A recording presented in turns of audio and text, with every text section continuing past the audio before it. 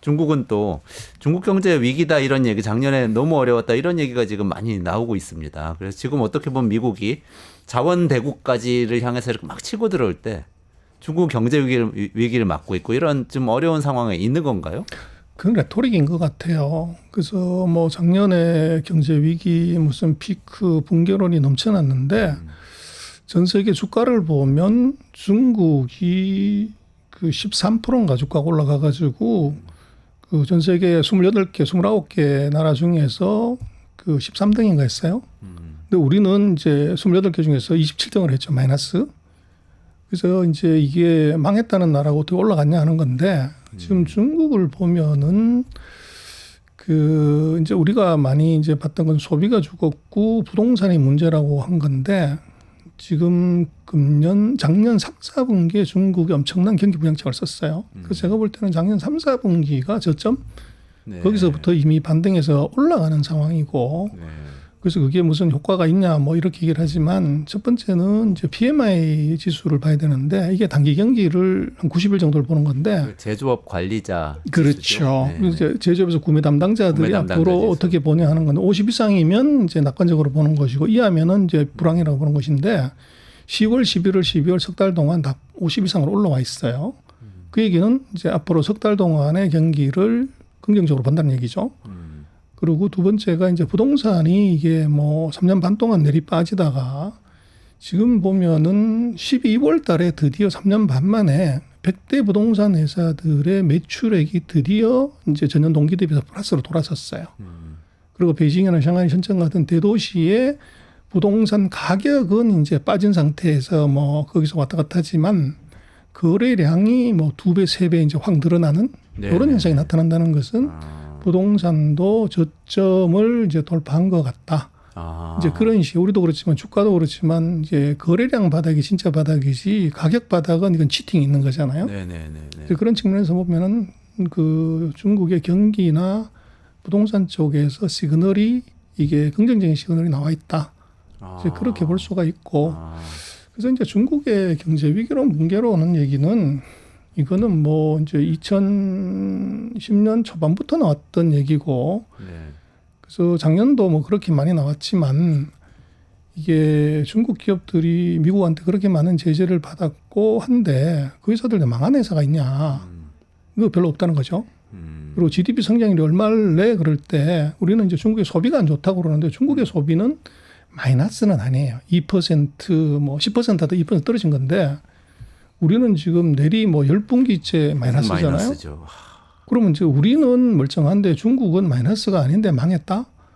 위기다? 이거는 조금 우리가 그 어떻게 보면 뭐 중국이기 때문에 네. 이제 레토릭을 너무 세게 쓰는 거죠. 한국과 같이 비교해서 보는 것이 맞는데 그렇게 보면 중국은 제가 볼 때는 소비든 경기든 작년 3, 4분기가 이제 저점에서 살짝 지금 이제 턴하는 단계고 그래서 지금 2025년을 보면 중국은 아이러니하게도 그 미국 때문에 경기가 좋아지는 그래서 우리가 생각할 때는 80% 지금 60에서 25% 60% 85% 보복관세 맞으면 죽었어 이러는데 네네. 그것 때문에 중국의 경기가 오히려 이제 좋아지는 제재 역설이 있을 것 같아요. 그래서 이제 중국 같은 경우는 내년도 금년도에 지금 만약에 트럼프가 그대로 보복관세를 때린다고 그러면 85% 보복관세를 맞으면 대미 수준은 0이 되는 거죠.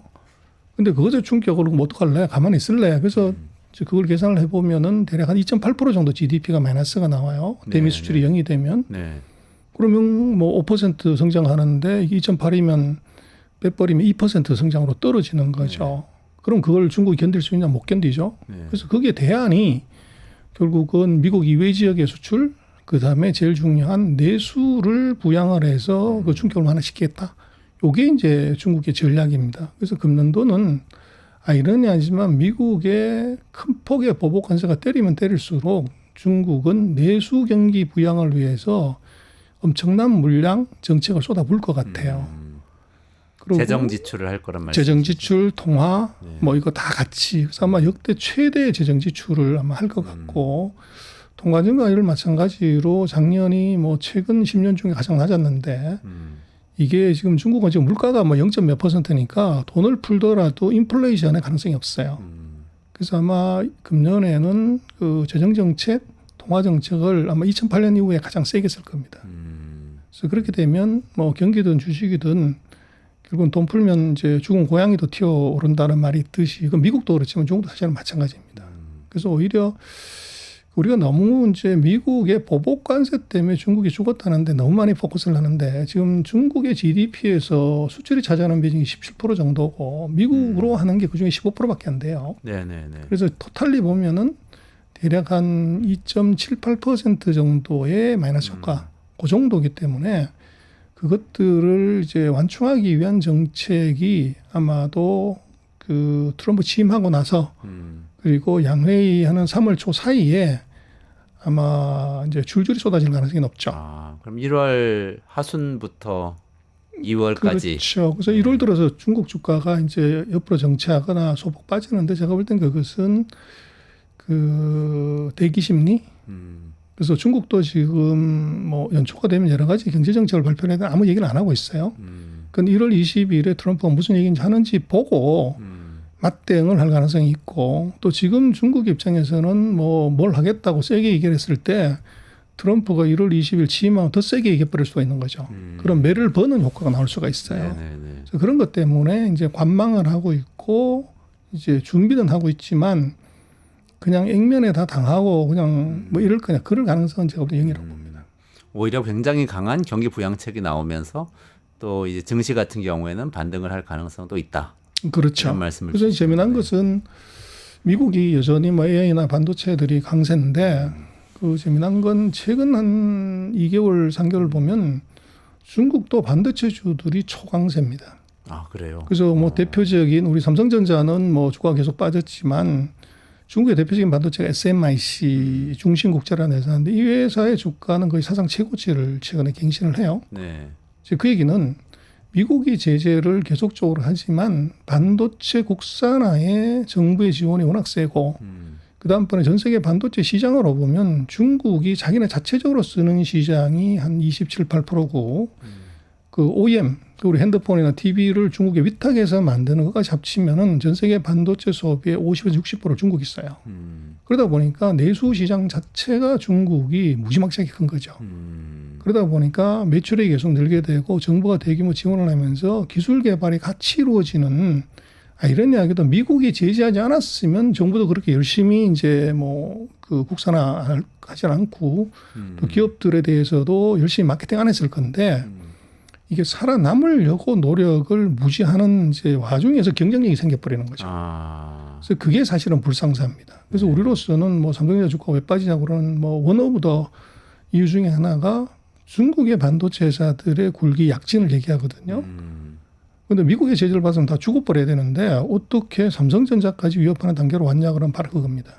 정부의 엄청난 자금 지원, 이제 뭐 전 세계 시장의 절반 가까운 소비 시장, 그리고 기업들의 어떻게 보면은 이제 대우각성, 그리고 뭐 공기업도 그랬지만 이제 공기업이나 국가가 국산 제품을 우선 구매하고 그걸 쓰게 되면 한 20% 보이든 보이지도 않게 이제 혜택을 주는 그런 우대 조치들이 같이 맞물리면서 아이러니하게도 중국의 반도체 회사들이 주가들이 계속 올라가고 실적도 좋아지는 이런 불상사가 있는데 우리는 뭐 중국에 별로 관심이 없기 때문에 잘 모르죠.